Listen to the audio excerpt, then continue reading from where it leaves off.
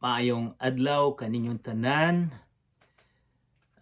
Nalipay kog dako nga kita magatuon gihapon sa pulong sa Ginoo.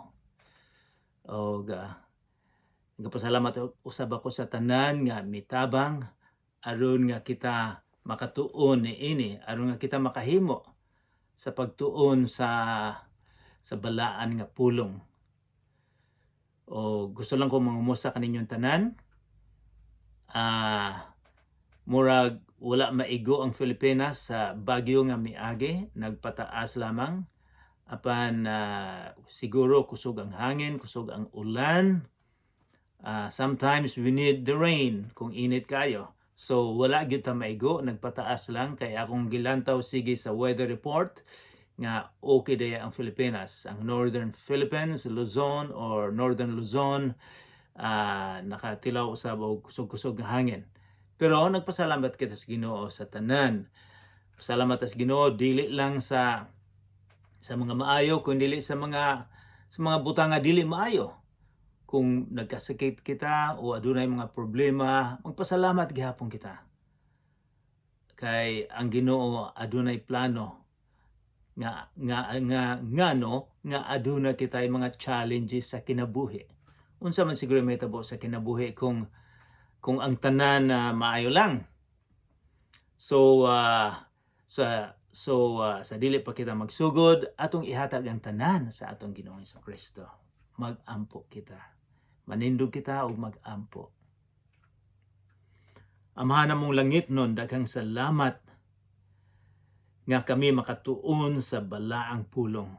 Wala nay laing pulong dinhi sa kalibutan karon nga kami musalig nga ang imong pulong na recorded anaa lang sa Biblia. Ginoo, tabanga kami nga kami makasabot labi na karon nga lisod ang imong gitudlo kanamo. Tabanga kami nga kini maka-epekto sa among kasing-kasing, maka-epekto sa among mga silingan, sa among trabaho, sa among kinabuhi. Lord, nagaampo usab ako nga ang Espiritu Santo magauban kanamo karon. Sa ngalan ni Jesus, Amen. So nadugay-dugay kita sa kapitulo 5 sa gitudlo ni Jesus. Apan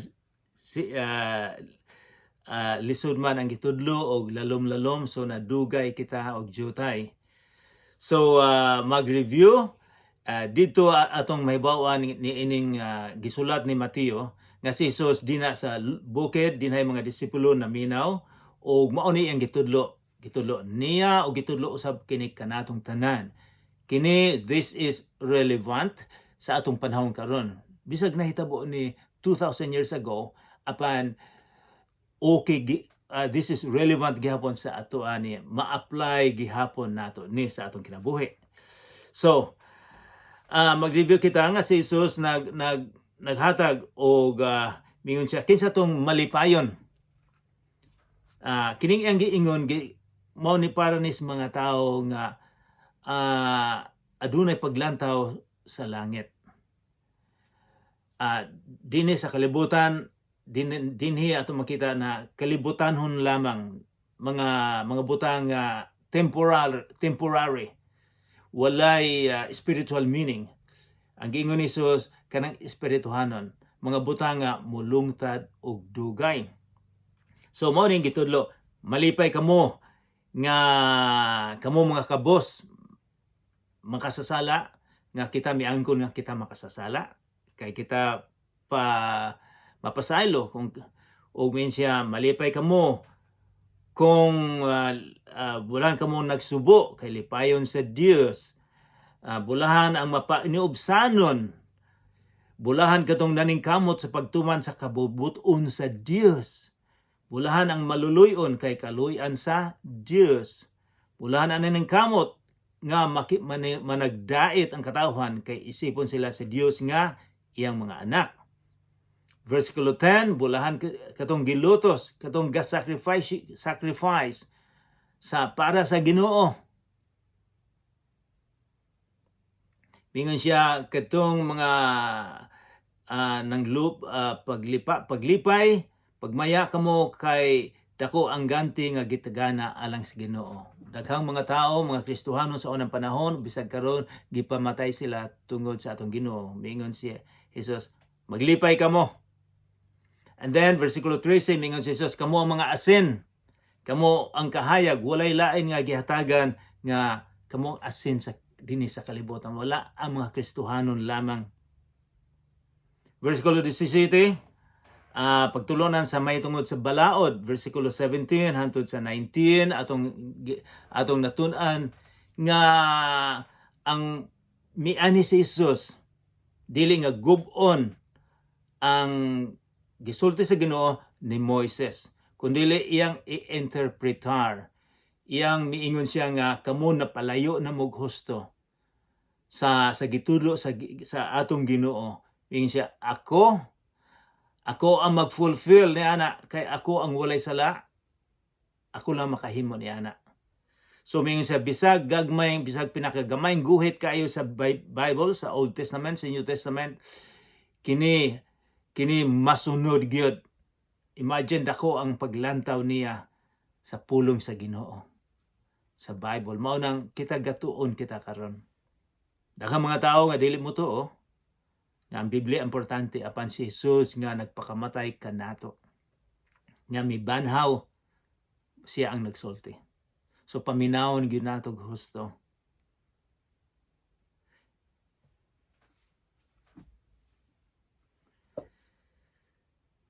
And then karon na siya mga gitudlo nga importante kanato karon. May tungod sa kasuko, pagbulag,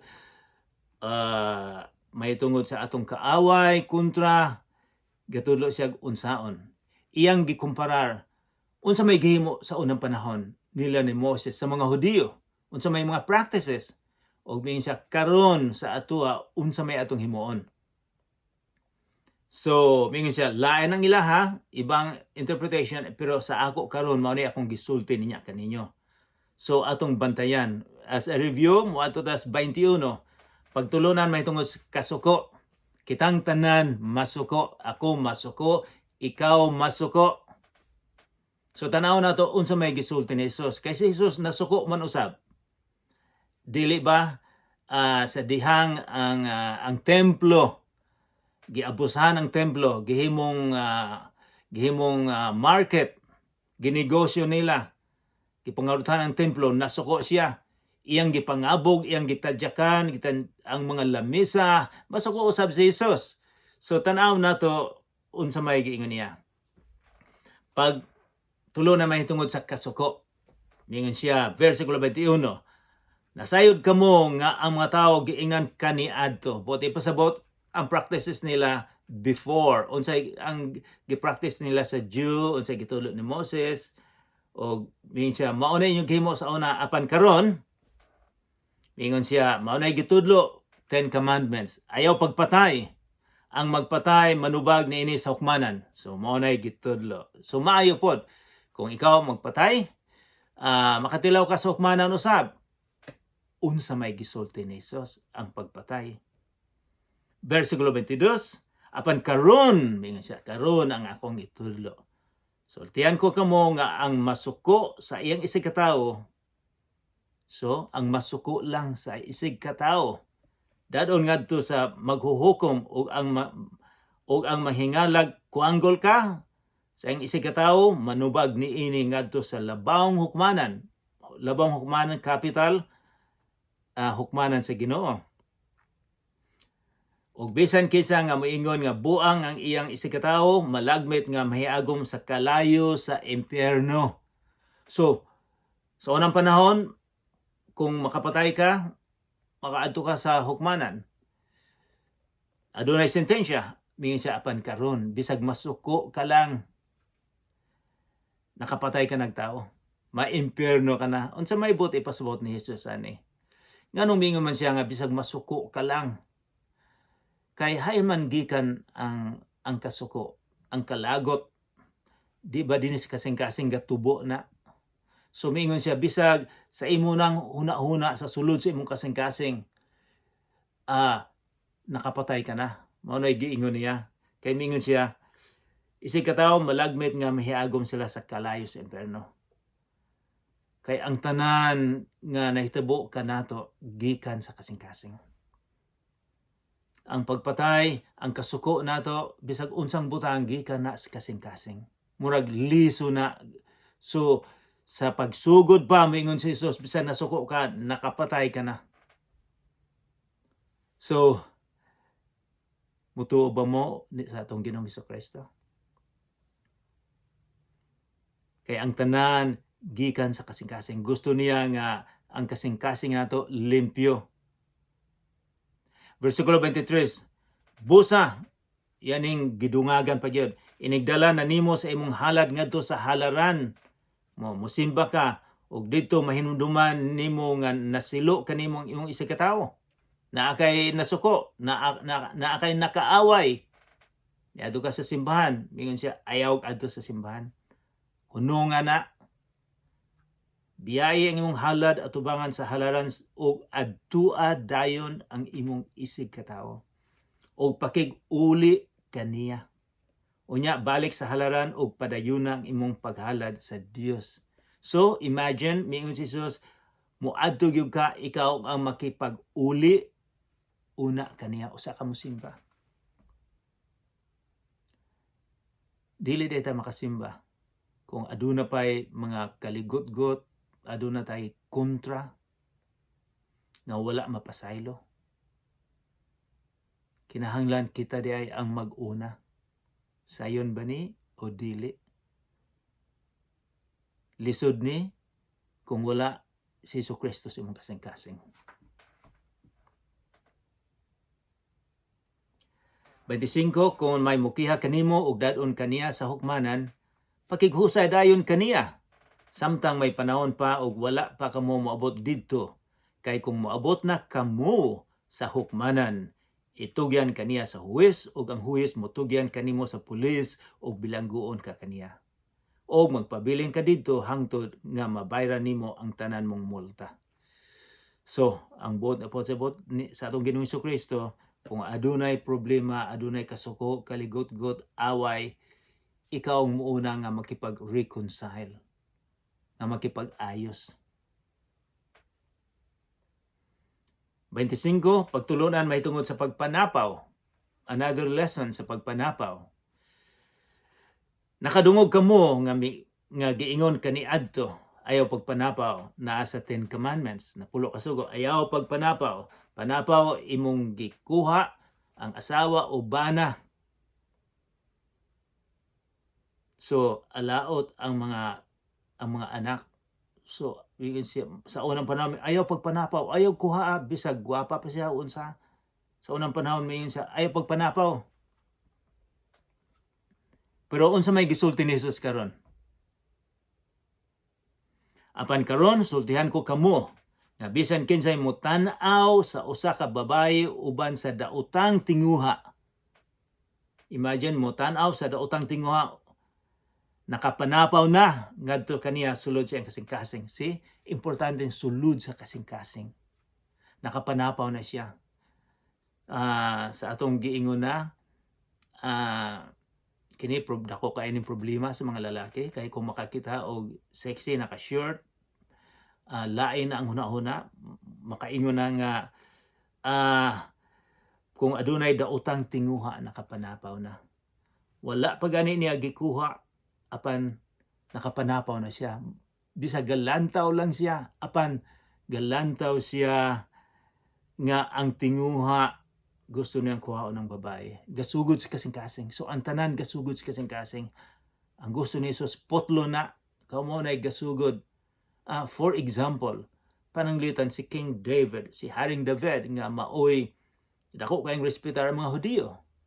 Siya nagsulat sa mga salmo sa Bible. Usa niya na kaadlaw. Naglantaw siya sa bintana. Nakita niya ang usa ka tauhan niya, babae, bata. Naligo. Ang iyang gihuna-huna, lain na. Gasugod siya ang kasing-kasing. Iyang gipakuha ang babae. Siya ang hari. Gipanapaw. Ang babae adunay bana. sundalo ni Haring David, iya pa yung gipapatay ang bana. So, hain man gasugod, katong dako kaayong pagpatay, pagpanapaw, gasugod sa kasing-kasing. Moingon si Jesus nga kanang kasing-kasing nimo nga hugaw, potlon dayon na, bisag paglantaw lang. Moingon si Jesus, nakapanapaw ka na. And then, dinay mingon, kini ang giingon nga figure of speech.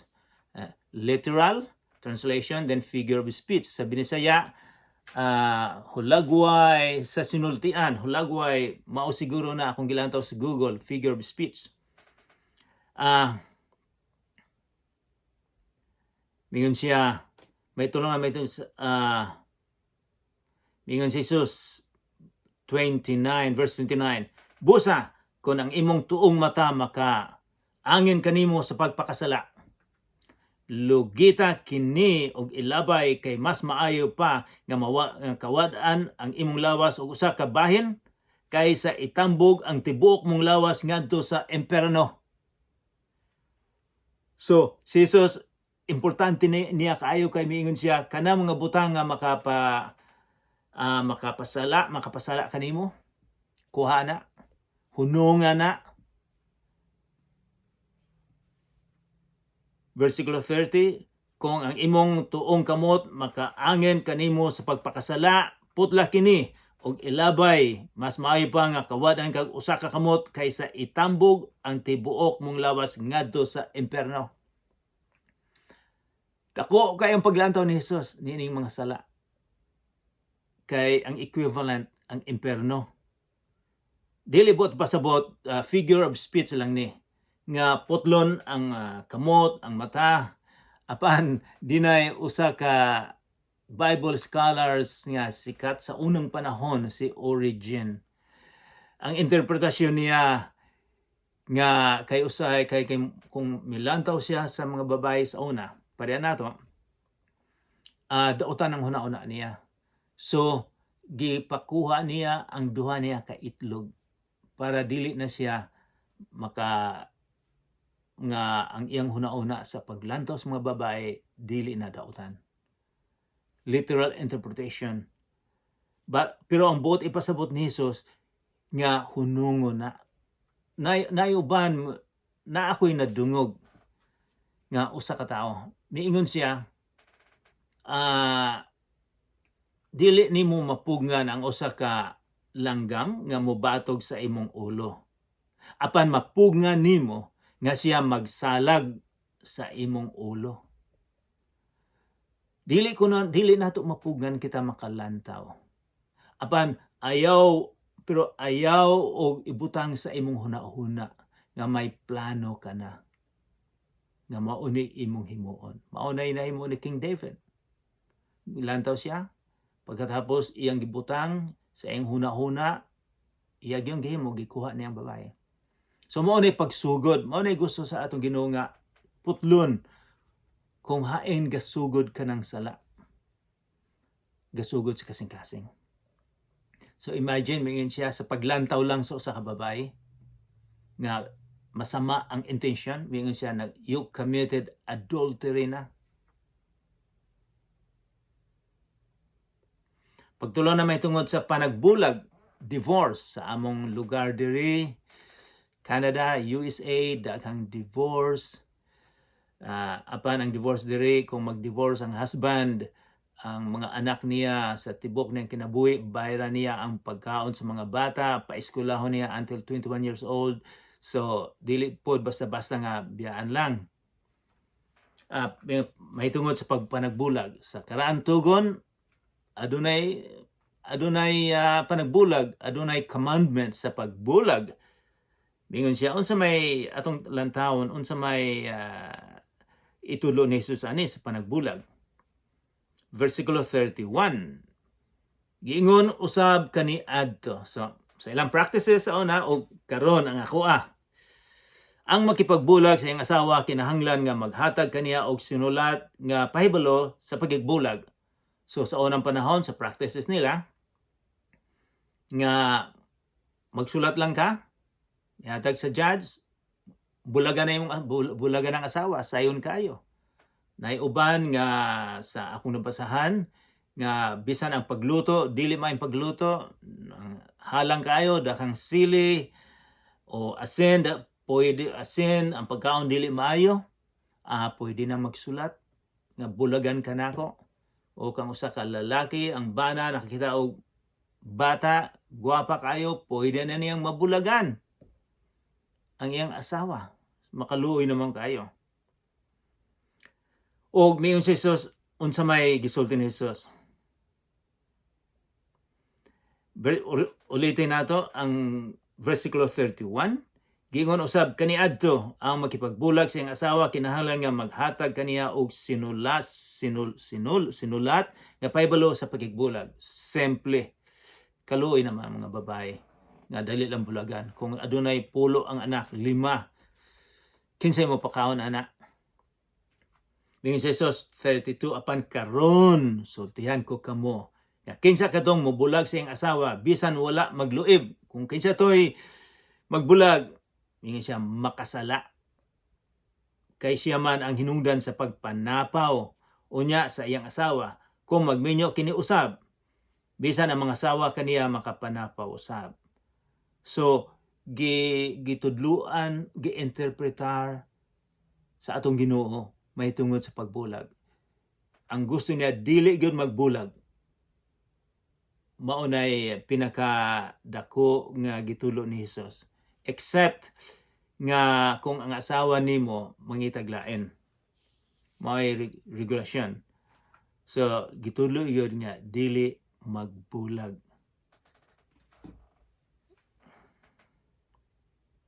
Sa ato karon bisa adunay problema, gamay problema o nay uban nga mo adto didto magtrabaho sa ubang lugar, ang asawa uban na wala, patas dali lang magbulag kay mangita ang po dinhi ang nahibilin sa Pilipinas.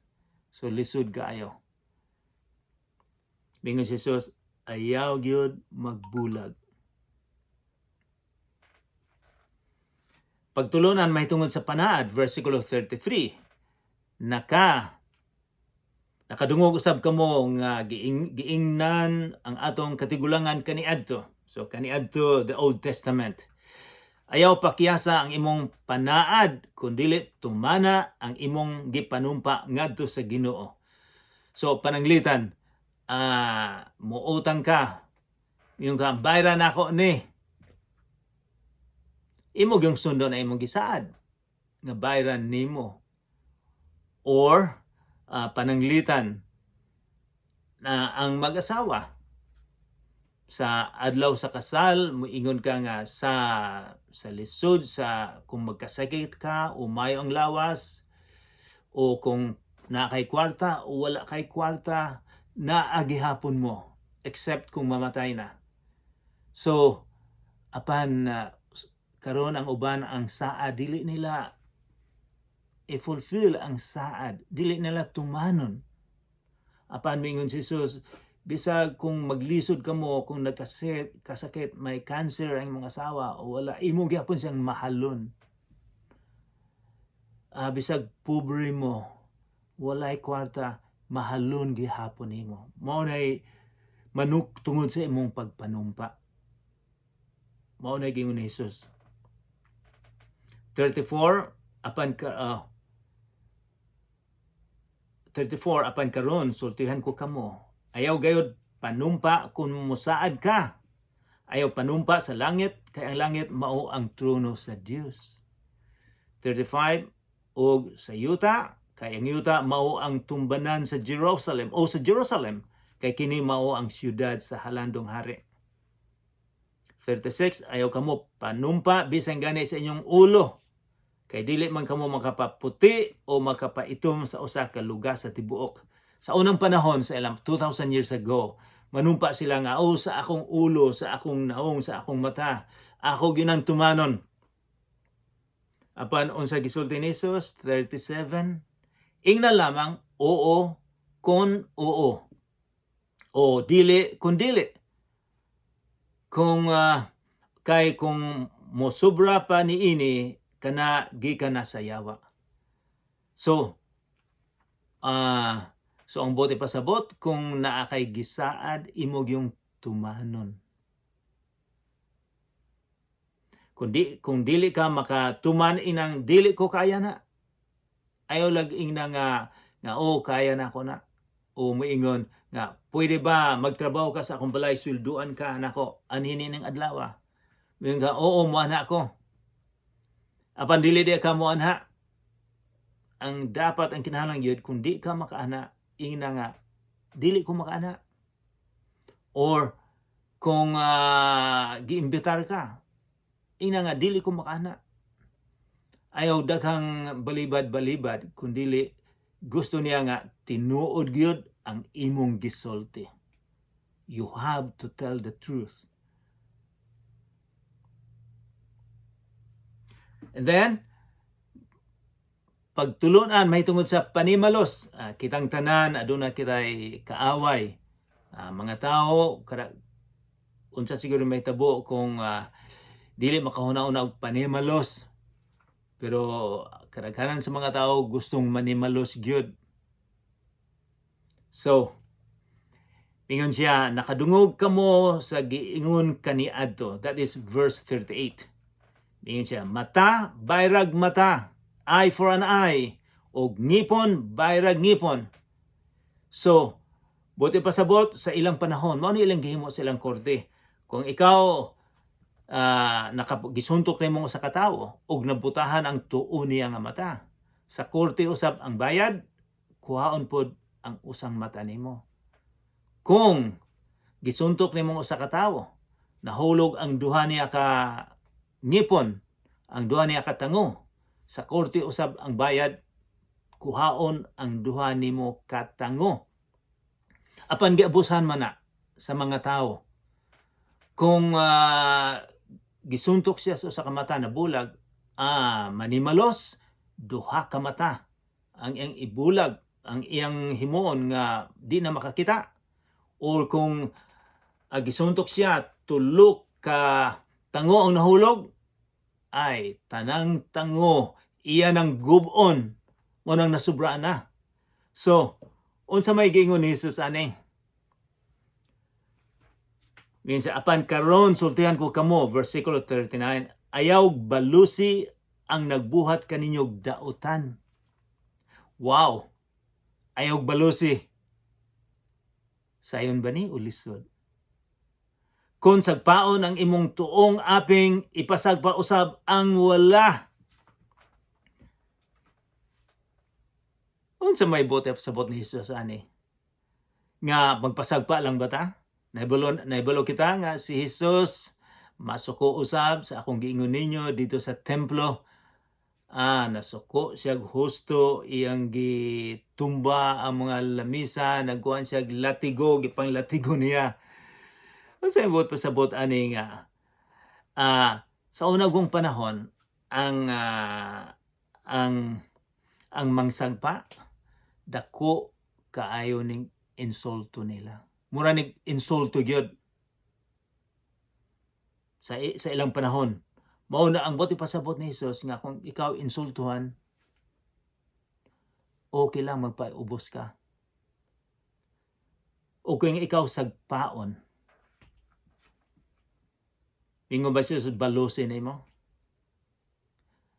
Hain may maayo nga kita mosalig sa Ginoo, nga siya ang mubalos. Mingon ang Ginoo, vengeance is mine, not yours. Mingon ang Ginoo, ang panimalos, akong manimalos, dili imuha. Kay kinsa may makabalos yun o kanang grabe, dili kita. Kung dili ang Ginoo, makapanimalos, mas grabe kung manimalos ang Ginoo. So musalig kita nga ang Ginoo, musalig kita sa atong kinabuhi nga ang Ginoo ang manimalos. 40, kay kung may mukiha kanimo aron mailog niya ang imong sapot, ang imong sinina nga pangilalom, ihatag usab kaniyang imong sapot nga pangibabaw. 41, kung may mamugo sa pakuyog kanimo og balik usa ka kilometro, himo kining 2 ka kilometro.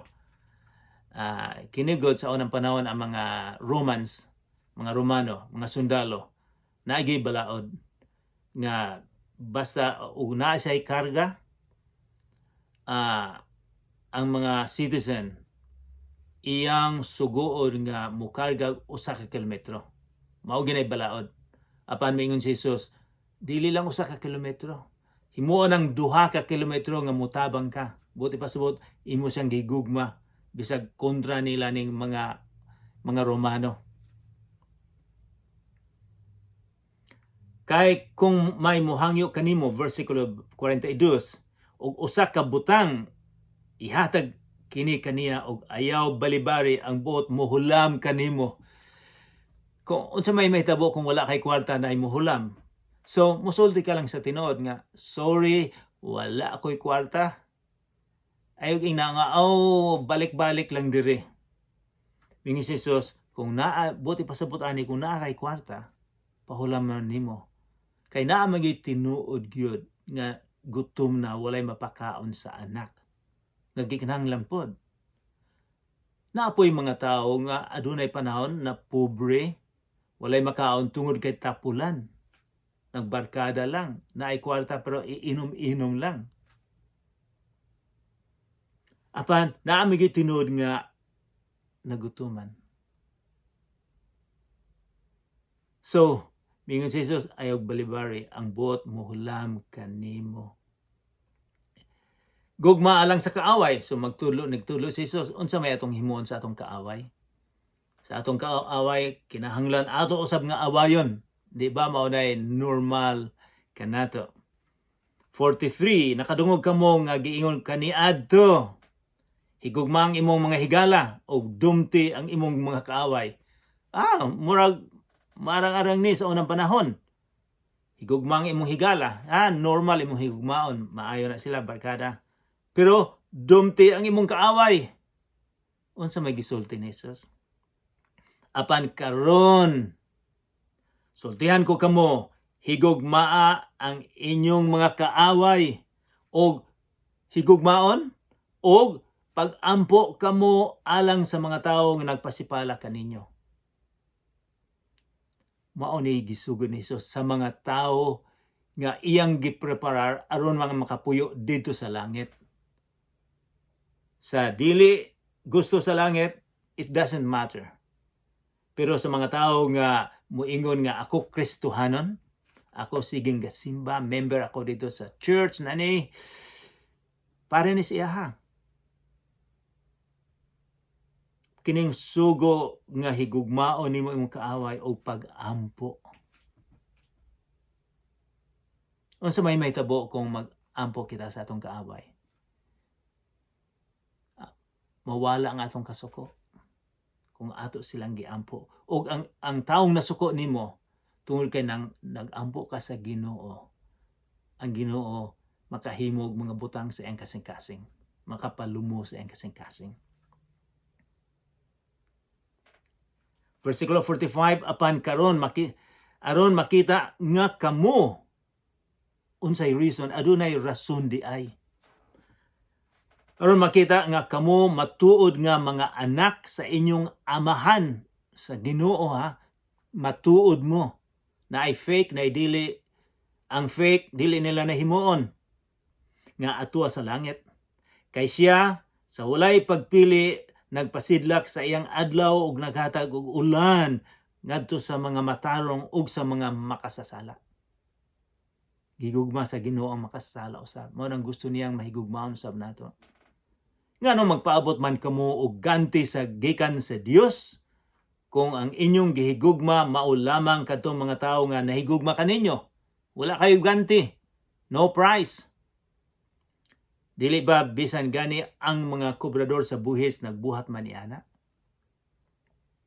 Kung kamo may mahigalaon ngadto lamang sa inyong mga higala, unsa may nahimo ninyo nga labaw pa sa gihimo sa kadaghanan? Dili ba bisan gani ang mga tawo nga wala mo ila sa Dios nagbuhat man niana?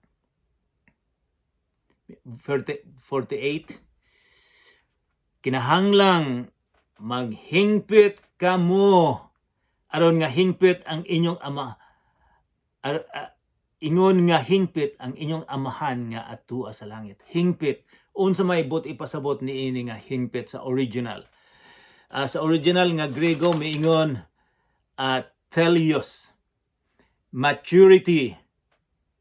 Miabot ka na sa imong travel o pagkahamtong. Naging mature believer ka na. Mature na sumusunod sa atong Ginoong Kristo. Dili ka na bata. Mao ni gusto sa Ginoo nga dili kita magpabilin nga bata. Maging mature sa atong pag-alagad sa Ginoo. Mag-ampo kita. Amahan namong langit nun, daghan salamat sa imong gitudlo kanamo karon. Lisud ang imong gitudlo kung wala ka sa among kasing-kasing. Ginoo, hinaot po nga kami amo kining hunahunahon og husto. Amo ning i-devote ang among time, ang among pag-ampo nga kini unta makasulod sa among kasing-kasing. Lord, pasayloa kami sa among mga sala kay kami makasasala lamang. Daghang salamat sa imong pagtabang, daghang salamat nga imong gilantaw ang among kasing-kasing unsay sulod sa among kasing-kasing. Lord, tudloa kami kung naay sakit sa among kasing-kasing. Ipakita namo kini. Sa ngalan ni Jesus, amen.